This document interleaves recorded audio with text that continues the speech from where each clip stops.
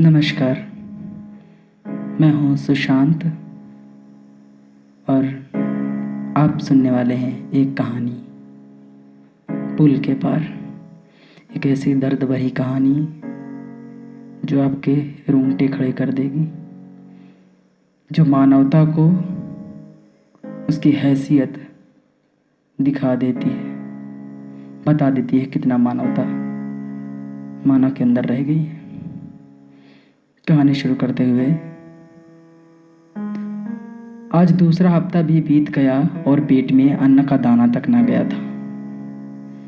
जब तक वो काम पर जाती थी तब तक तो खाने को एक टाइम मिल ही जाता था, पर जब से टीबी ने उसे जकड़ा है तब से उसने बिस्तर को ही अपना हमदर्द बना लिया। इतनी सारी बीमारियां उसे खाए जा रही थी, जिसके आगे उसकी झोपड़ी से टपकता पानी, नालियों के दुर्गंध और रोज रोज के आसपास के पड़ोसियों के झगड़ों की गालियों से उसे कोई फर्क नहीं पड़ता था। केशव उसका 11 साल का बेटा था। तभी केशव भागकर झोपड़ी के अंदर आता है और माँ के सिरहाने बैठ जाता है। उसके हाथ में एक जोड़ी गला हुआ केला था। माँ से कहता है, माँ देख 2 केले लाया हूँ, एक तू खा ले, एक मैं खा लेता हूँ। माँ उठकर खांसती हुई बैठ जाती है। कहाँ पाया रे केशव, कहाँ पाया ये केले? माँ प्रश्न उठाती है। केशव हिचकिचाता है। माँ वो मैं ये, हाँ माँ ये मुफ्त के है ना, ये तो मुफ्त के हैं। आए मुफ्त के हैं?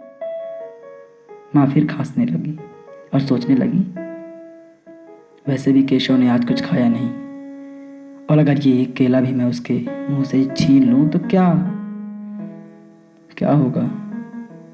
माँ के मुंह में पानी आ रहा था, पर फिर भी उसने खुद को कोसते हुए कहा, क्यों लात मारती है बेचारे केशव के पेट को? बेचारा भूखा है और तू है कि उसका निवाला छीनेगी? नहीं तो सोच भी कैसे सकती है?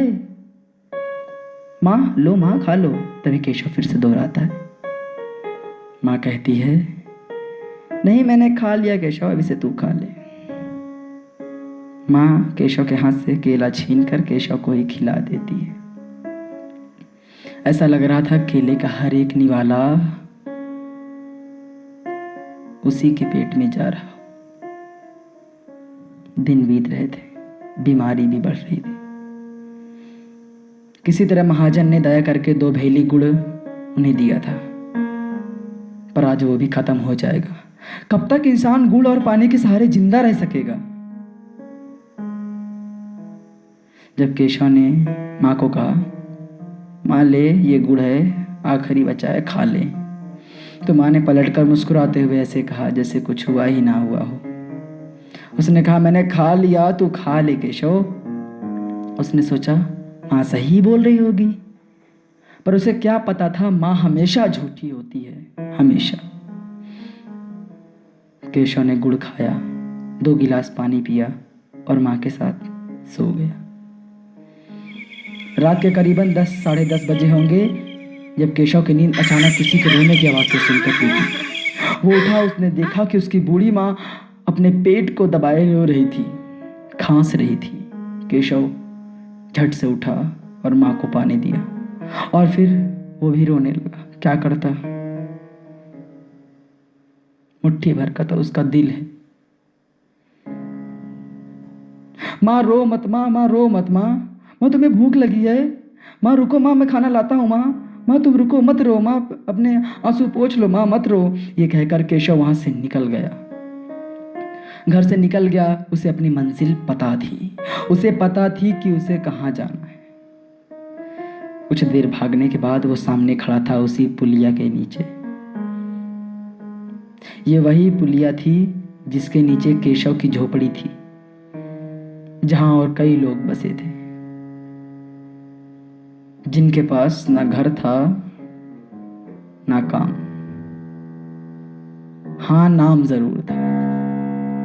हाँ, उनका एक नाम ज़रूर था, लोग उन्हें भिखारी कहते थे।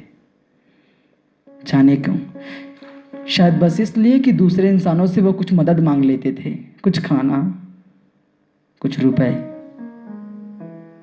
केशव की माँ हमेशा उसे कहती थी, बेटा कभी भी पुल के पार मत जाना, पुल के पार भगवान रहते हैं, पुल के पार भगवान रहते हैं।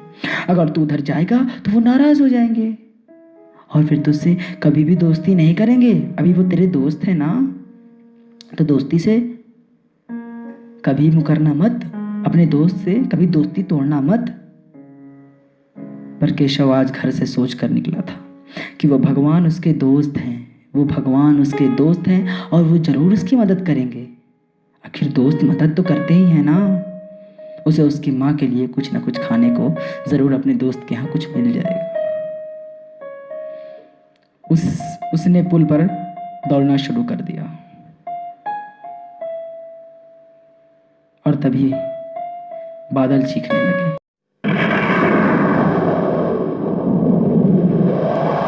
बादल चीखने लगे, चिल्लाने लगे, उस बुढ़िया के नसीब पर रोने लगे, जैसे वो कह रहे हो कि देख बुढ़िया देख, 11 साल का केशव है ये, कहाँ जा रहा है, तेरे भगवान से मिलने जा रहा है रे बुढ़िया, भगवान से मिलने जा रहा है, तेरे लिए अन्न लेने जा रहा है। अगर वो पुल पर चलते हुए उसे कुछ हो गया तो वो क्या, वो बच्चा है, उसे कुछ हो गया तो, किसी अमीर की गाड़ी ने उसे टक्कर मार दिया तो, या वो गिरकर बेहोश हो गया तो, या फिर चेहरे पर नकाब लगाए तेरी जाति का कोई उसे भीख मांगने के लिए उठा ले गया और उसके हाथ पांव काट दिए तो, या फिर उसके अंग किसी अमीर अस्पताल में कानूनी रूप से बेच दिए गए तो तू कभी खुद को माफ नहीं कर पाएगी। अरे तुझे उसको बता देना चाहिए था कि कोई भगवान नहीं होते, कोई उम्मीद आशा नहीं होती, जो भी होता है वो है पैसा, पैसा, रुपया, कागज के टुकड़े होते। वो कागज के टुकड़े किसी की जिंदगी खरीद सकते हैं, जिसकी वजह से आज तेरा केशव भगवान से मिलने जा रहा है और तू भगवान के पास आ रही है।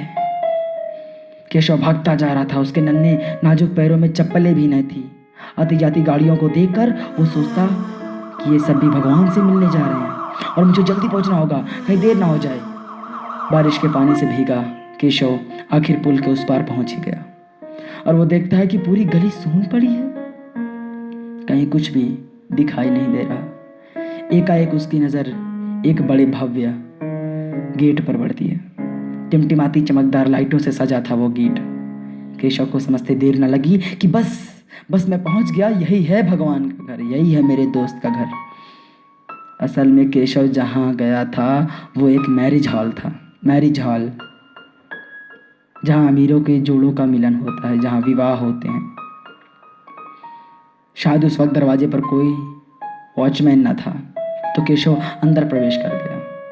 वो देखता है कि सभी लोग नए कपड़े पहने हुए थे, कई लोग हाथों में थालियां लेकर घूम घूम कर खा रहे थे, कुछ खा रहे थे, कुछ बहा रहे थे। काउंटरों में खाना सजा हुआ था, कई तरह के व्यंजन थे, जिनमें से कुछ के नाम तो केशव ने सुने भी नहीं थे, जानता भी नहीं था, और कुछ को तो वो पहली बार देख रहा था।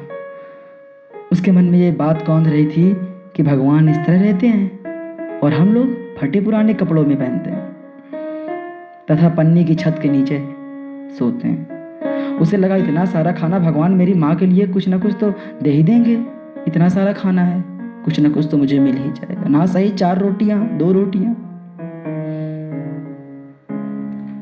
ये सोचकर वो एक काउंटर के पास गया जहां 2 लोग बिल्कुल नए चमकदार कोट पहने खड़े थे और अपने लिए पोड़ियां ले रहे थे। लो भाई तुम भी एक ले लो। अरे नहीं बस रहने दीजिए। केशव उनके पास गया और एक का कपड़े खींचकर उसे बुलाना चाहा, पर उन्होंने ध्यान नहीं दिया। केशव ने दोबारा उसका कपड़ा खींचा और उसका ध्यान केशव की ओर आया और केशव जैसे गंदे कपड़े पहने पानी और कीचड़ से सने लड़के को अपना कपड़ा छूते हुए देखकर उस आदमी को क्रोध आ गया। उसके गुस्से की सीमा ना रही और उसने एक तमाचा गाल में जलते हुए कहा, 2 कौड़ी के लड़के, तेरी इतनी हिम्मत, तूने मेरे कपड़े गंदे कर दिए। केशव 2 गज दूर जा गिरा। वो थप्पड़ बहुत तेजी से लगा। तभी वॉचमैन आ गया और उसने केशव के कान पकड़ लिए, उसका हाथ मरोड़ दिया और खींचकर बाहर ले जाने लगा। तभी केशव रोता रहा, चिल्लाता रहा, भगवान बस 2 रोटियां दे दो, भगवान, भगवान बस 2 रोटियां दे दो, बस 2 रोटियां भगवान। पर उसकी किसी ने एक ना सुनी और उसे गेट के बाहर फेंक दिया गया।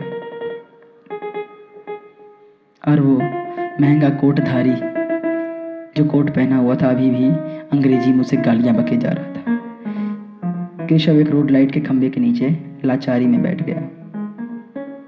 वो खुद को कोसने लगा, क्या जरूरत थी उनके कपड़ों को छूने की? वो पवित्र हैं और मेरे छूने से वो भ्रष्ट हो गए हैं, इसलिए मुझसे नाराज हो गए। आखिर वो भगवान हैं। और तभी वो देखता है कि 2 लोग एक छोटे से कंटेनर में कुछ लेकर आए और उसके पास वाले बगल के पेड़ में नीचे उड़ेल दिया। इतने में ही आसपास के कई कुत्ते भौंक रहे थे और उस पर टूट पड़े। केशव उधर बढ़ता है और देखता क्या है कि अंदर से जूठा और बचा हुआ खाना वहां पर फेंका गया है। केशव के पास कोई चारा नहीं था, कोई विकल्प नहीं था कि वह करे तो करे क्या। केशव ने कुत्तों से बचते बचते 4 पौड़ियां उठाई और घर की ओर तेजी से भागने लगा। उसके पैरों में जैसे पंख लग गए थे, जैसे आसमान में बादलों से भी तेज वो उड़ सकता था, जैसे उसे दुनिया की सारी खुशी मिल गई थी, जैसे उसे लुटेरों का खजाना मिल गया हो, जैसे उसने पूरा समंदर, पूरा संसार, पूरी दुनिया, पूरा ब्रह्मांड जीत लिया हो, उसे अमृत मिल गया हो। कुछ ही पलों में वह हाँफते हुए घर पहुंचा और घर पहुंचते हुए माँ को हिलाने लगा और चिल्लाने लगा, माँ उठ, माँ, माँ उठ, माँ देख मैं तेरे लिए पूड़ियाँ लाऊं, माँ उठ, देख बहुत स्वादिष्ट है, उठ माँ। पानी में भीगी रोटियों की तरह उसकी आशाएं भी खुलने लगी थी। वो चीखता रहा, माँ उठ, माँ, माँ उठ जा माँ, अब तो उठ जा माँ, मैं रो रहा हूं माँ, अब तो उठ जा। पर वो ना उठी। वो ना उठी जैसे वो ही पत्थर की हो गई थी। इन इंसानों की तरह ऐसा लगता है वो भी पत्थर की हो गई थी। उसे अब केशव का दर्द नहीं दिखता था, उसका प्यार नहीं दिखता था, ऐसा लगता है। या फिर वो पुल के पार वाले भगवान के पास चली गई थी। वो चली गई थी पुल के पार वाले भगवान के पास। धन्यवाद।